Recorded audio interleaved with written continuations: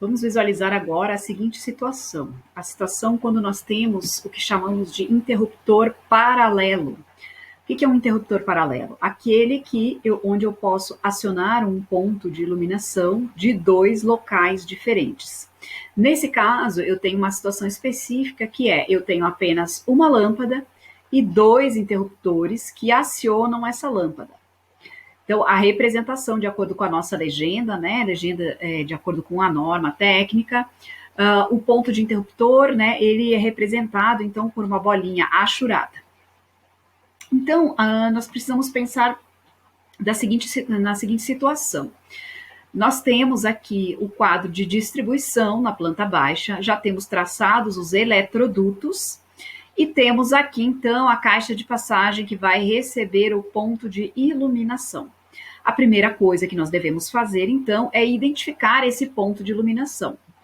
Pegamos o número do circuito ao qual esse ponto faz parte, então aqui neste caso faz parte do circuito 1, eu vejo essa informação no quadro de divisão e dimensionamento dos circuitos, né? Dependendo do ambiente, eu preciso olhar esse ambiente, eu agrupei ele em qual circuito. E aí eu coloco o número do circuito aqui. Coloco também a carga desse ponto, nesse caso eu vou considerar aqui, de acordo com uma tabela de previsão de cargas, que a minha carga desse ambiente vai ter 100 VA. E depois eu identifico este ponto de iluminação. Nesse caso aqui eu estou chamando de ponto A, a luminária A. Feito isso, basta agora eu identificar, então, os dois interruptores, né? Dizer na planta baixa, informar na planta baixa que esses dois interruptores são responsáveis por ligar e desligar este ponto de iluminação. Então, simplesmente eu copio a letra A e informo nos pontos dos interruptores. Agora nós precisamos ver os condutores, né? Como que faz a representação dos condutores quando eu tenho esses dois interruptores paralelos. O raciocínio, né, continua o mesmo raciocínio dos interruptores simples. Eu preciso fazer o movimento, então, aqui nesse caso que está na direita, o nosso quadro de distribuição, a saída. Primeiro eu vou pensar a saída, né, dos fios. Então, quem é que sai do quadro, né? Sai sempre o meu neutro e o meu fase. Então, nesse caso aqui, vou colocar a linha de chamada, que é uma linha de organização do desenho, apenas para organizar o desenho.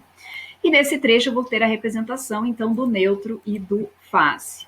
Vou pegar aqui os dois fios, o vermelhinho é o neutro, o azul é o fase. Lembrando que depois que eu represento o fio fase e o fio neutro, eu preciso identificar a qual circuito eles fazem parte. Então, nesse caso, ele faz parte do circuito 1, né? Está identificado na lâmpada. E também a bitola desses dois fios que, de acordo com uma tabela de divisão e dimensionamento dos circuitos, né, e de acordo com a carga desse circuito, eu tenho aqui, então, uma bitola, né, um diâmetro da seção de 1,5 milímetros quadrados. Muito bem. O princípio é o mesmo do interruptor simples, então, né? O neutro, ele vai parar aqui na lâmpada, ou seja, ele não precisa descer até o interruptor. O fase, sim. O fase, ele precisa ir até o interruptor.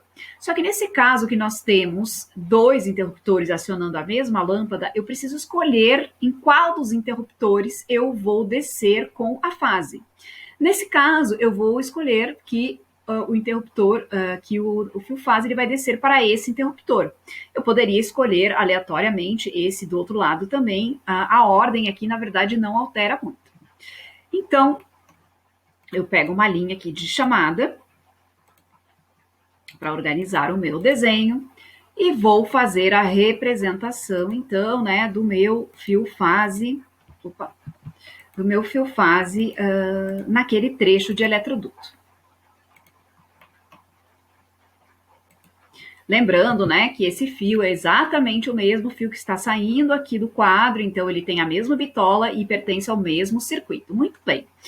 Agora, a particularidade quando nós temos interruptores paralelos é que nós precisamos representar a ligação, como o próprio nome diz, né? Eles são paralelos, a ligação entre eles, a ligação entre este e este, para que os dois consigam acionar esse ponto de iluminação. Então, a primeira coisa que eu vou representar aqui, ó, é o fio de retorno saindo deste ponto e chegando até este ponto. E eu vou precisar representar este fio de retorno tanto neste trecho, porque daí eu tenho que representar ele indo até aqui, e depois eu preciso representar ele voltando até o outro ponto, né, o ponto inicial aqui de interruptor. Então, eu vou pegar aqui a minha linha de chamada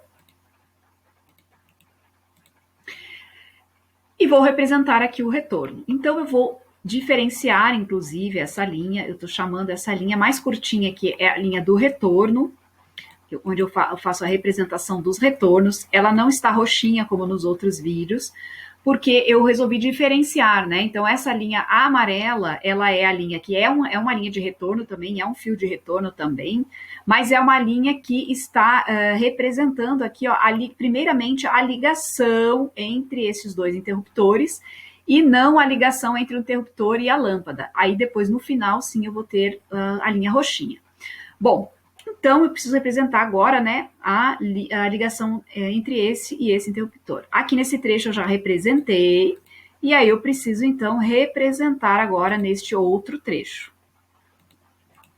Muito bem, mas não acaba por aí, porque tudo aquilo que vai, né, precisa voltar com essa ligação até esse ponto de interruptor original. Então, o que eu tenho que fazer aqui? Agora eu preciso mandar de volta.